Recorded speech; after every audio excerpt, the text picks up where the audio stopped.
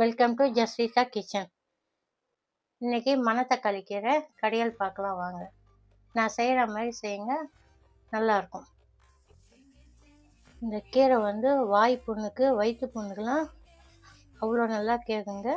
இதை சாப்பிடாத பசங்களுக்கு இந்த மாதிரி செஞ்சு கொடுங்க, சாப்பிட்ருவாங்க.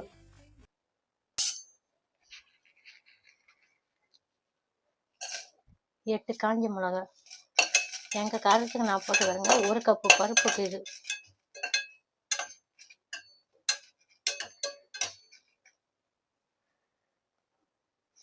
இப்போ பருப்பு போட்டுக்கலாம்.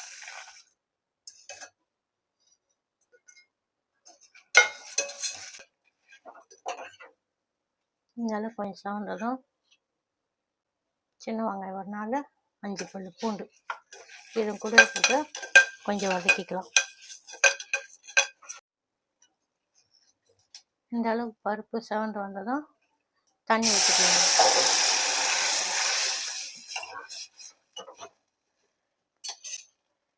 தண்ணி ஊற்றிட்டு ஒரு தக்காளி, ஒரு 2 கைப்பிடி அளவு கீரை அந்த பருப்போடவே போட்டு வேக வச்சிடலாம்.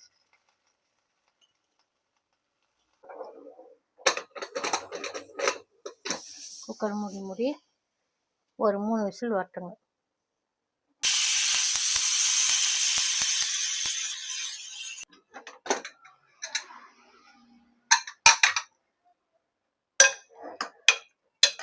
கீரை பருப்பு நல்லா வெந்துச்சுங்க. நெல்லிக்காய் சைஸ் புளி, கீரைக்கு தேவையான உப்பு.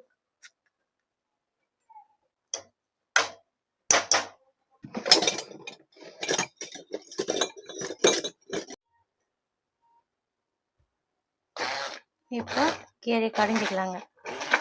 சட்டியில் போட்டும் கடைஞ்சிக்கலாம், இந்த மாதிரி பிளெண்டர் இருந்தால் அதுலேயும் போட்டுக்கலாங்க.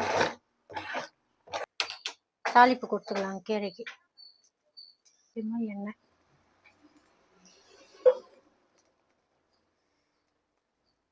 வடகம் போட்டுக்கலாங்க. தாளிப்பு வடகம்.